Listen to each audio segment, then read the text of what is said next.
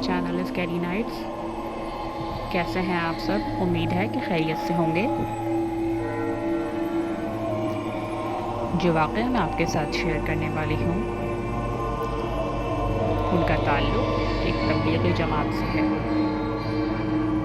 चलें वाक़या सुनते हैं उन्हीं की ज़बानी। ये वाक़या उन दिनों का है जब मैं नया तबलीग में आया था।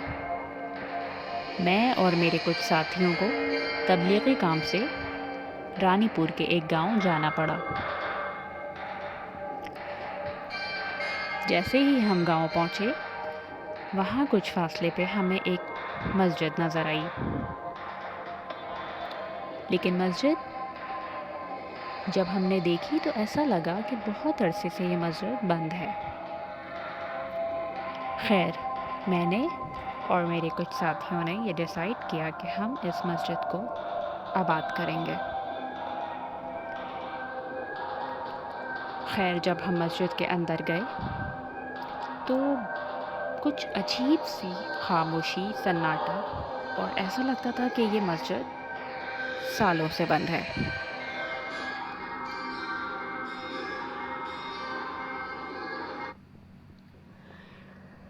हमने ये डिसाइड किया कि हम इसी मस्जिद को साफ़ सफाई करके और यहीं से अपने तबलीगी काम का आगाज़ करेंगे।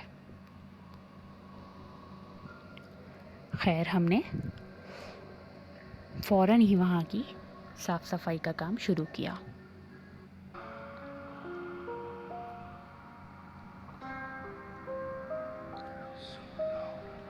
मस्जिद कुछ ज़्यादा ही पुरानी और वीरान नज़र आ रही थी, तो जैसे कि वहाँ पे कोई सामान मौजूद नहीं था, जैसे पंखे वग़ैरह और जो चीज़ें होती हैं, वहाँ कोई भी चीज़ मौजूद नहीं थी। खैर, इसी वजह से हमने वहाँ के सहन में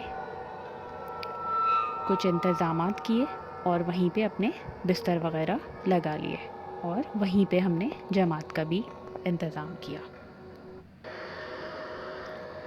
नमाज के दौरान मुझे कुछ ऐसा फ़ील हुआ कि वहाँ कुछ और भी लोग मौजूद हैं।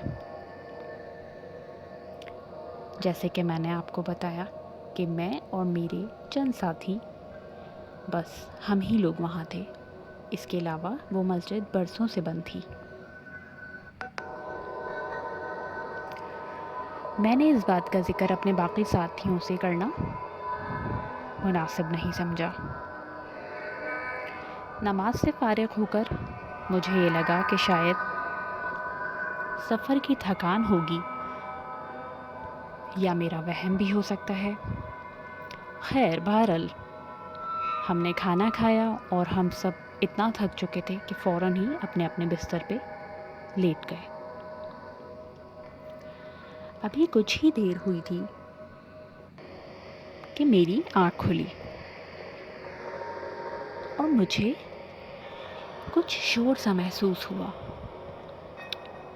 मैंने घबरा के अपना ब्लैंकेट हटाया तो देखता हूँ कि कुछ जानवर जैसे दुम्बा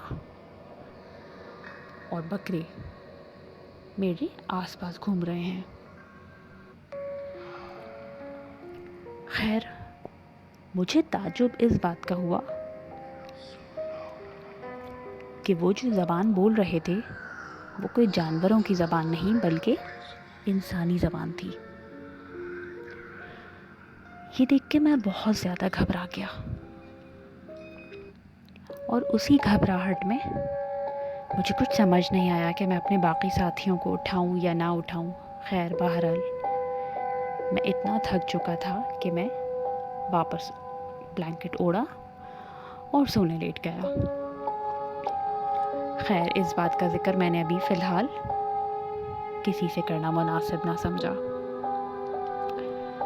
ऐसे ही 3-4 दिन हमारे वहाँ पे गुज़र गए और बहुत ही मसरूफ़ तरीन हमारे दिन थे, क्योंकि हम वहाँ तबलीग के लिए गए थे और गांव-गांव जाके दावत का काम करना था। खैर, हम 3-4 दिन के बाद वहाँ से اپنے گھر کے لیے روانہ ہوئے۔ جب ہم گھر پہنچے تو معلوم ہوا کہ سفر میں میرے کچھ ساتھیوں نے ذکر کیا کہ کچھ واقعات پیش آئے ہیں ان کے ساتھ بھی۔ تو میں نے ان کو کہا کہ مجھے بھی کچھ ایسے ہی لگا۔ تو اس پہ میرے بھائی بالکل خاموش بیٹھے تھے۔ پوچھنے پر انہوں نے مجھے بتایا کہ جس دن ہم وہاں پہنچے یہ اسی رات کی بات ہے۔ آپ سب ساتھی سو رہے تھے اور بہت گہری نیند میں تھے۔ تو میں اٹھا جیسے کہ مجھے واش روم جانا تھا۔ رات کا کوئی 4 بجے کا یا 4:30 بجے کا ٹائم تھا۔ واش روم مسجد کے احاطے میں تھا، تھوڑا سا دور جا کے۔ جیسے ہی میں واش روم سے فارغ ہوا مجھے کچھ عورت کی آواز سی محسوس ہوئی، اور وہ کچھ زور زور سے بولنے کی آواز۔ مجھے بہت ہی زیادہ حیرانگی ہوئی کہ اس وقت رات کے 4:30 بجے گاؤں میں کون عورت ہو سکتی ہے۔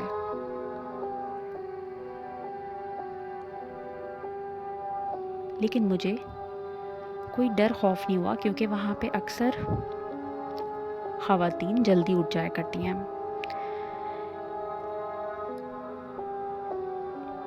جس جگہ پہ واش روم تھا اس کے کچھ فاصلے پہ ایک بہت بڑا کنواں واقع تھا۔ اس کنویں کے اوپر جو چبوترے والی جگہ تھی وہاں پہ وہ عورت کنویں کی طرف منہ کر کے بیٹھی ہوئی تھی۔ میں نے سوچا کہ میں جا کر دیکھوں کہ کون عورت ہو سکتی ہے جو رات کے اس پہر ایسے کنویں میں بیٹھی ہے۔ ابھی میں نے چند قدم ہی بڑھائے تھے کہ مجھے اس عورت کے چیخنے کی اور کنویں میں کودنے کی آواز آئی، اور میں بہت زیادہ گھبرا گیا کہ یہ کون عورت ہے یا کس نے ایسے خودکشی کر لی یا کیا ماجرا ہے۔ بہرحال میں جب کنویں کے قریب گیا اور میں نے نیچے دیکھا تو آپ یقین کریں کہ وہاں نہ تو کوئی عورت تھی اور نہ ہی اس کی لاش۔ میں بہت گھبرایا اور بھاگتا ہوا جا کے اپنے بستر پہ جا کے سو گیا۔ اس بات کا ذکر میں نے وہاں اپنے ساتھیوں سے نہیں کیا، لیکن گاؤں کے چند لوگ جو وہاں موجود تھے ان سے کیا۔ تو وہ بتاتے ہیں کہ اس مسجد میں پورے جنات کا قبیلہ آباد ہے۔ یہی وجہ ہے کہ انسان بہت کم اس مسجد کو استعمال کرتے ہیں۔ پھر میری ملاقات وہاں مسجد کے پیش امام سے ہوئی، تو انہوں نے مجھے بتایا کہ ایک دن جب میں یہاں جماعت کروا رہا تھا تو ایسے ہی چند لوگ تھے۔ نماز کے دوران مجھے ایسا محسوس ہوا کہ پوری مسجد لوگوں سے بھر گئی ہے، اور لوگ بھی بہت زیادہ، جیسے کچھ شور سا سنائی دیا، اور بہت اونچے قد کے، جو ہم انسانوں کے قد سے بہت اونچے۔ ابھی میں یہ سوچ ہی رہا تھا کہ اس میں سے ایک شخص آیا اور اس نے مجھے کہا کہ آپ ہم سے نہ ڈریں، ہم جنات کے قبائل سے ہیں اور یہاں ہم رہتے ہیں اور یہیں عبادت کرتے ہیں، نہ تو کسی کو نقصان پہنچاتے ہیں اور نہ ہی کسی کا برا کرتے ہیں۔ تو یہی وجہ ہے کہ جو کچھ بھی واقعات ہم سب کے ساتھ ہوئے وہ انہی جنات کی وجہ سے۔ لیکن ایک چیز جو میں نے محسوس کی کہ وہ جو بھی مخلوق تھی یا جنات تھے وہ بہت ہی نیک تھے، کیونکہ انہیں صرف اور صرف اپنی عبادت کرنی تھی اور انسانوں سے کوئی قرض نہیں تھا۔